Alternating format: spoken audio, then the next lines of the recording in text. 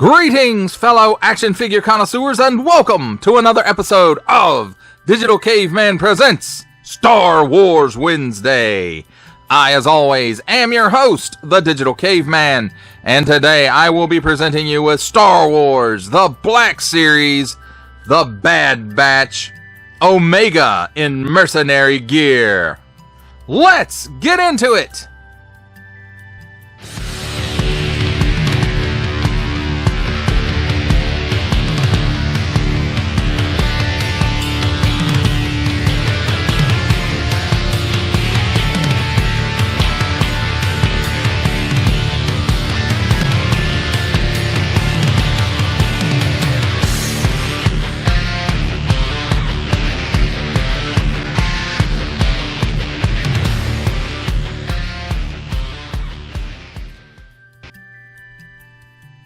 Let's start things off with a look at the packaging. And here, if I can get a hold to it, have a hook, got some tape, nothing else.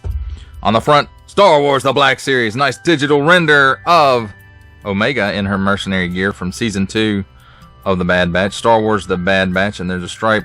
Continues on the side at an upward angle around to the back. Omega mercenary gear, assortment number. Warning, don't stick things in your pie hole that don't belong there. 4 and up. Hasbro print, plastic-free packaging, except tape and glue. And on the bottom, here we have small print, fine print, legalese print, main China print, a barcode, and symbols I'm not going to learn.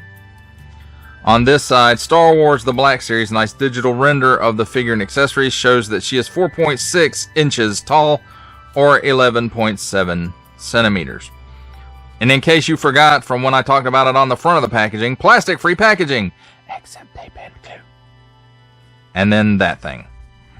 On this side, nice artwork of Omega in her mercenary gear. And then on the back, Star Wars The Black Series Omega mercenary gear. And then a nice digital render over here. Same one as from the front. And here's what it says. Young clone Omega travels in tow with her brothers, the Bad Batch. Armed with her trusty energy bow, she is indispensable on their adventures across a rapidly changing galaxy. And then there it is again in some other languages that I don't speak or read. She's number 18 in Star Wars The Bad Batch. Attention, don't stick things in your French pie hole that do not belong there. Includes figure and 3 accessories. Warning, attention, Octung, don't stick things in any other language pie hole that don't belong there. Don't give this to babies. Small, fine, legalese, main China print, Disney print, and Hasbro print. That, my friends, is a look at the packaging.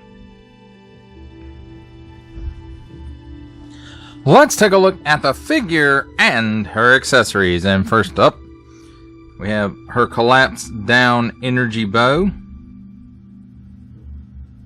And it unfortunately doesn't spread out or anything like that, although it's got some separate pieces in there.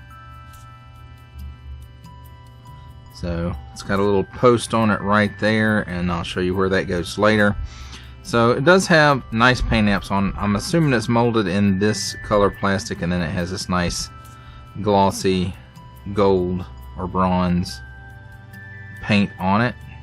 And it does look really good. And I really wish this is an accessory that had come with the previous release of Omega, or Omega, whichever you prefer. And then here is the expanded energy bow, and it is a little different than the one from the previous release, as this one actually has this handle on the side here, and here's the original, and it does not.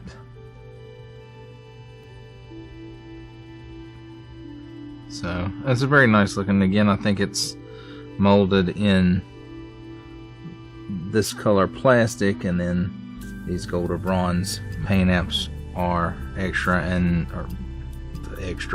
they're paint apps. And then some of it is molded, it looks like, in this translucent blue plastic.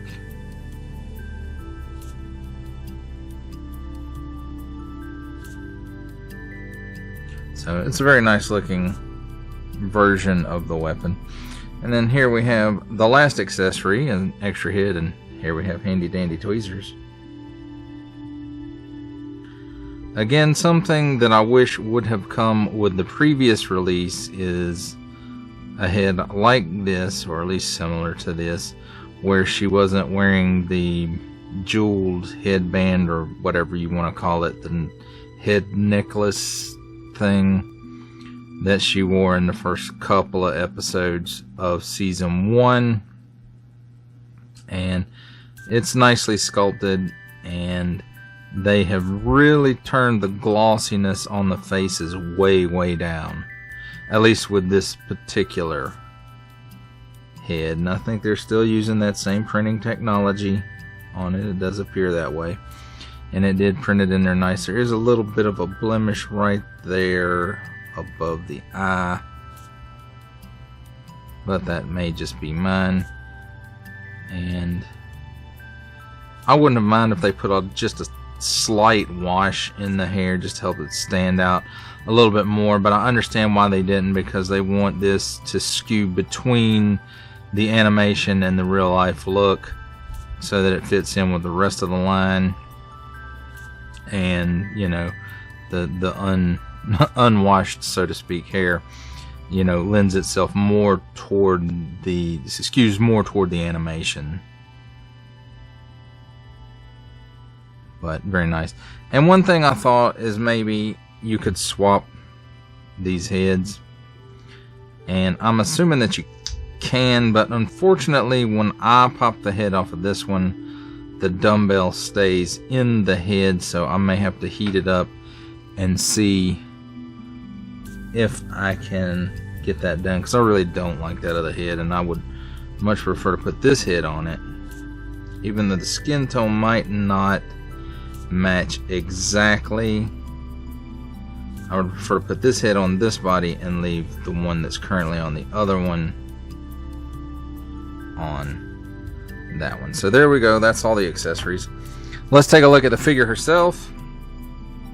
And she has a very determined look on her face, and again with that nice face printing, and they really toned down the glossiness on that, so I'm glad to see that, and I hope it continues going forward. And then, you know, again the animated, more animated style hair, and then we got some paint apps going on here on the helmet, and they're pretty sharp and crisp. And then I do see a lot that's molded in color, like basically everything from the waist down, everything from the elbows down, everything from the shoulders down.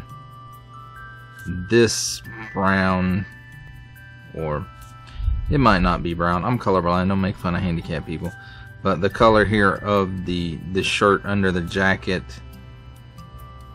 may actually be a paint app, and if it's not, then the jacket here is a paint app, and it's got a paint app here for the belt buckle, and a couple of paint apps here for whatever this doodad happens to be.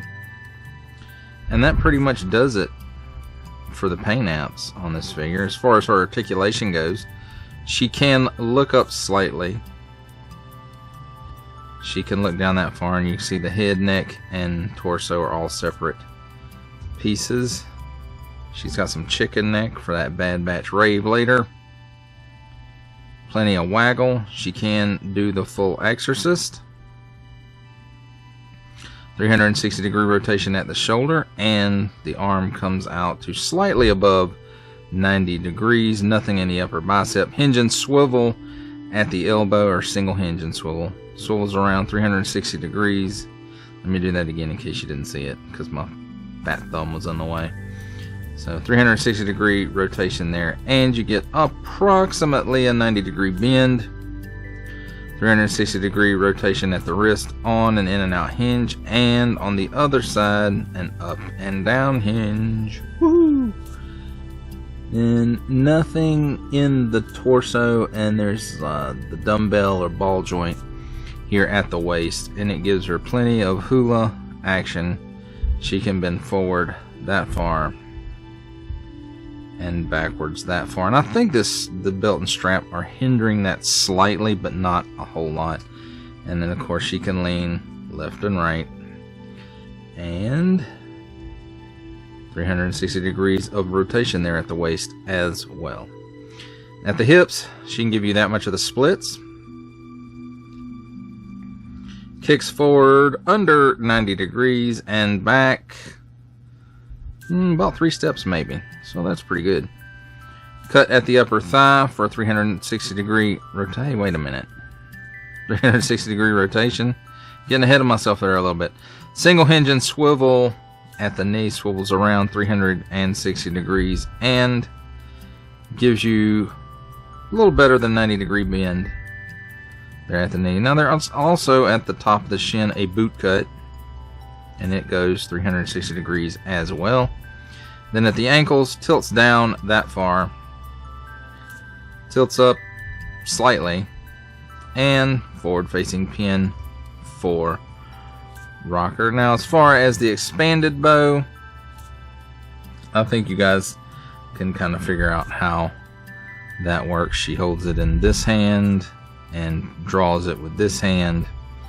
And as far as this one, y'all can probably figure this one out too, but there's a little post, there's a little port in this belt strap, shoulder strap, whatever you want to call it. And now you're supposed to go in there.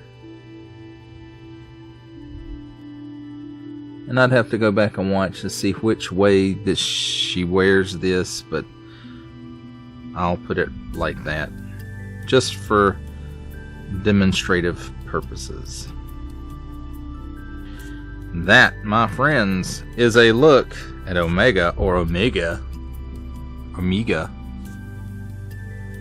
and her accessories. It's time for my favorite part of a review, comparisons. And here we have Star Wars, the Black Series, all the way around. But in the front row, we have Omega from Season 2 in her Mercenary gear, next to Omega from Season 1, the very first episode. Then in the second row, we have Hunter, Echo, and Tech.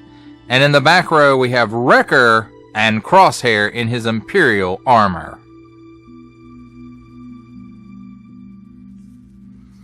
For our final set of comparisons, here we have Star Wars The Black Series, the Bad Batch, Omega in Mercenary gear, with, from the Marvel Legends series, making his cameo appearance, Stan the Man Lee from G.I. Joe's Classified series, the Hasbro Pulse exclusive Regal variant Cobra Commander.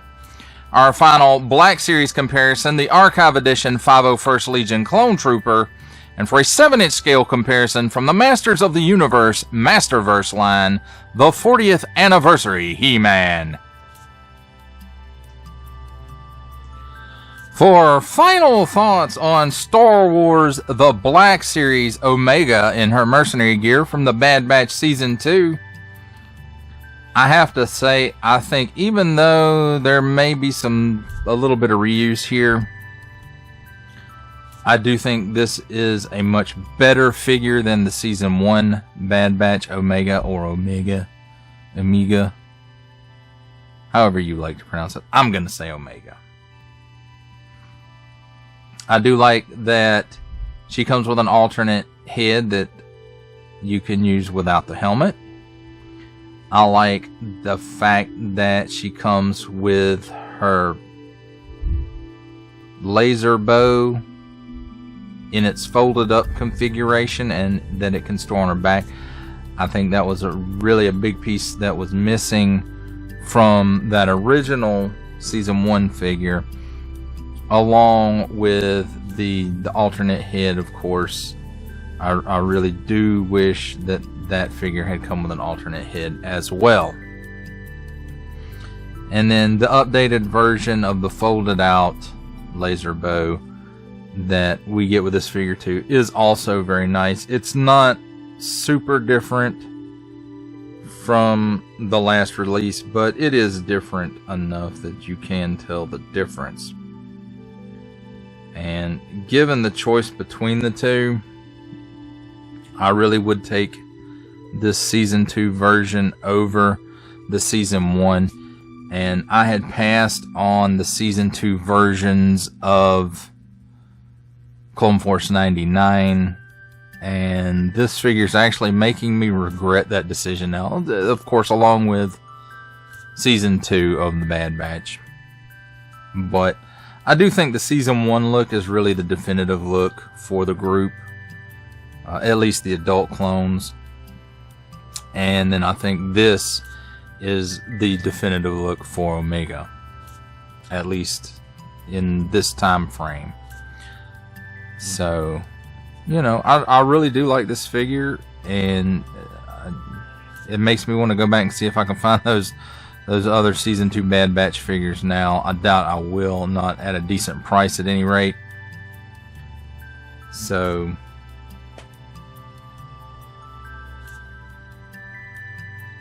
there that is, I suppose. But this figure's great, and if you want a better version of Omega to put, at least with your Season 1 Bad Batch, you know, this really is the figure to do it. And I really am going to try and pop that dumbbell out of the Season 1 Omega's head. I'm really going to try to do that and see if the alternate head will fit that dumbbell. And I will put the alternate head from this figure on that figure, and I think it will give that figure a bit of a better look as well, because the alternate head that comes with this one is much improved over what we got with that initial release. Well, that does it for the review. I hope that you enjoyed it. I enjoyed making it. Only support from viewers like you make this programming possible. Each view does count, and I do appreciate each and every single view that I receive. Thank you, and thank you so very much for supporting this channel through viewing. Comment below, like, share, subscribe if you'd like to see more reviews, or just help the channel out further, or both, that's even better. And don't forget to ding that bell so that in the future you will be notified as my new content becomes available. That's a wrap, folks. I'll see you next time.